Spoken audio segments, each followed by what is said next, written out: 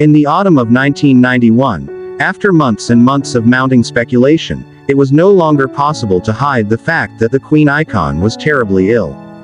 The man who had seemed larger than life for so many years retreated to his private sanctuary, surrounded by his nearest and dearest.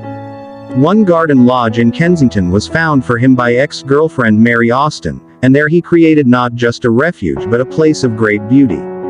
In his final weeks and days it was more precious than ever, and, as his strength finally failed, he made one personal request. Freddie had accepted that the end was coming and had stopped taking his HIV medication, although he continued with the very necessary pain medication. He was looked after around the clock by Mary, who visited every day, as well as his partner Jim Hutton and his former partner, and chef Joe Finelli, both of whom lived with him, close friend Dave Clark and long-term PA and friend Peter Freestone. Peter spoke exclusively to the Express and described one particularly special moment, just 4 days before he died, that meant so much to Freddie as he said goodbye to a home that had been filled with so much love and laughter. Peter said, "Freddie was downstairs in Garden Lodge on the 20th of November, as he wanted to see some of his artworks for one last time. Terry carried him down the stairs, but he walked around the sitting room and Japanese room, with one of us supporting him. He commented on how and when he had acquired a few of the pieces. Of course, on Garden Lodge in 1985 and soon started filling it with priceless and precious works of art and furnishings."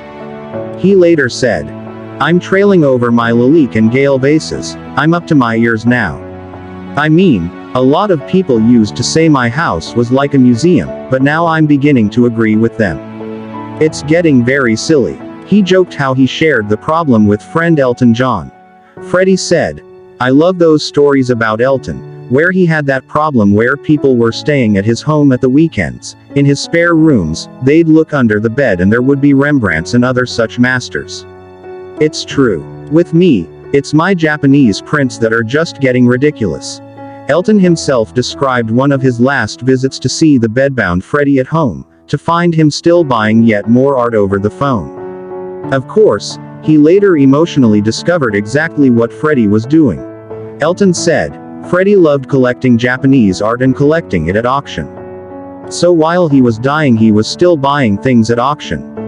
He would be surrounded on a bed and there'd be medicine all around him. Medicine cabinets and pills and auction catalogs.